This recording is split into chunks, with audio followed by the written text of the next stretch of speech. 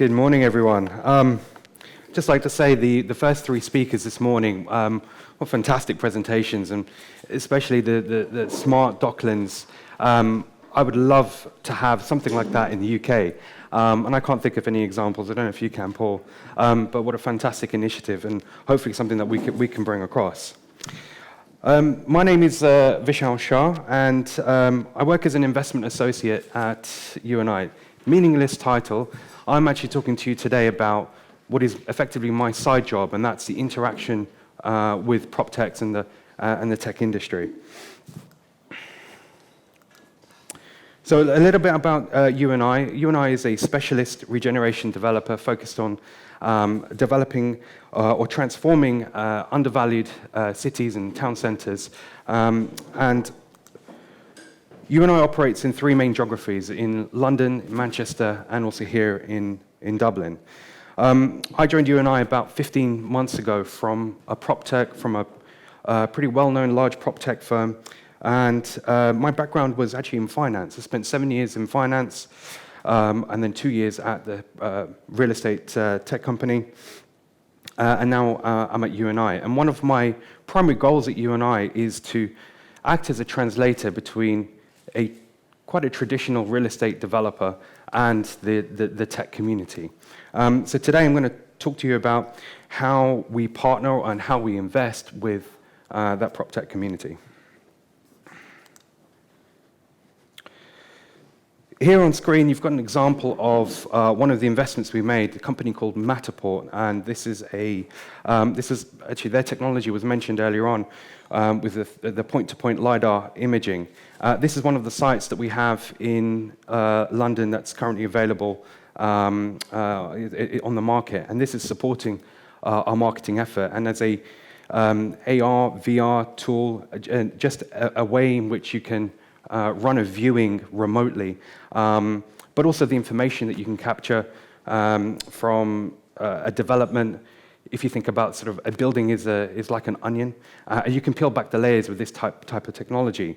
So in terms of how we partner with prop tech firms, there are kind of a few, I wouldn't say unwritten, but these are factors that we take into account. So first of all, meeting as many prop tech companies as possible.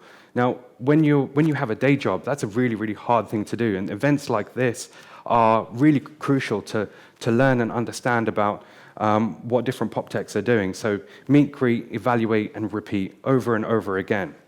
But it doesn't just stop there. Testing, creating proof of concepts, these are really important learning curves that we all need to go through. The learning curve and the journey is actually the most important part of understanding prop techs and understanding the value they can give to your business. Waiting for others to develop out a concept and saying, I really like that, I want that, and kind of buying that end product isn't quite going to cut it. And from a partnership standpoint, what are the factors that we're looking for? We're looking at the leadership of the company. Who are the people involved? What are they creating? Quite often with young prop tech companies, you find that the product they come to market with might not be the product they actually end up selling 2, 3, 5 years down the line. So how adept are leadership at pivoting their product? Secondly, is the product itself. Is this a product that you can see using within your business? Does it have a washover effect? What sort of market is that product operating in? It's really difficult to create a search engine today because obviously you have the biggest search engine in the world, and so understanding what the competitive landscape is for your product, and then how much room do they have to grow. This is a really interesting point because growth potential and actual delivery can be miles apart. Growing in the real estate industry is a huge challenge, and the adoption and the speed at which real estate adopts technology can really impact on what you perceive growth to be. And this is, the last point is kind of going against what I said earlier, but who are the existing supporters, investors?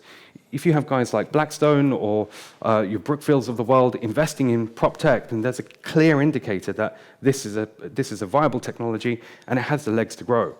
The last thing that you want is to put kind of all your eggs into a basket and that company folds 2 years down the line. So at UNI, we've made a series of investments, but also we've partnered with some well-known names. And so WiredScore has already been mentioned earlier on today. All of our buildings in Dublin that we've developed have a WiredScore Platinum rating. Matterport, which you saw an example of earlier, kind of fits into our marketing strategy. But also, the other companies that we have on screen fit into very well-defined buckets around the organization. So from a sourcing standpoint, we use Land Insight. From a planning standpoint, we've just entered into a relationship with a company called Built ID. Built ID support the planning consultation stage with a sort of a gamified application. So residents and the local community can provide their feedback, but also donate to local causes as well. We also partner with Guyana. Guyana is probably, so we're invested in Guyana. Guyana is actually a very, very young data company and a really, really exciting one. A company we feel will have sort of $1 billion potential. And we're using Guyana to understand the footfall and the activities around our sites and the impact of our regeneration. What else have I now mentioned? VTS. So VTS on the leasing side is another company that we're exploring. I think some of you in the room use VTS today. And then I've got a question mark in the construction bubble.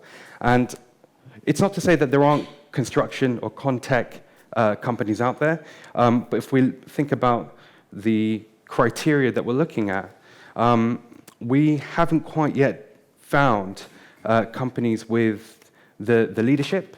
The product is there, but the market and the potential. There are a number of construction companies or construction startups that are all at the sort of same level. And we can't quite pinpoint where the market dominance will come from, can't quite pinpoint the key supporters and investors that would really draw us in. So that's an area in which we're actively looking for a partner, but time will tell what companies will actually rise up from that. And then my final slide is really to talk about the future. UNI as a company are really in the early stages of understanding the PropTech landscape. We have a number of schemes around the country, around Dublin, where a lot of the PropTech value can be delivered. What that actually looks like in a year's time is for us, it's pretty unknown, but also pretty exciting. Where we find these solutions and what impact these solutions will have, we're pretty open. So as a developer, I think it's also really important for us to stay nimble. A lot of these developments will be delivered over 5 or 10 years, and so any moves that we make today, we might have to actually reverse them and go in the opposite direction in a couple of years' time. But that's a little bit of an insight into how UNI is thinking about PropTech, and look forward to your questions a little bit later. Great.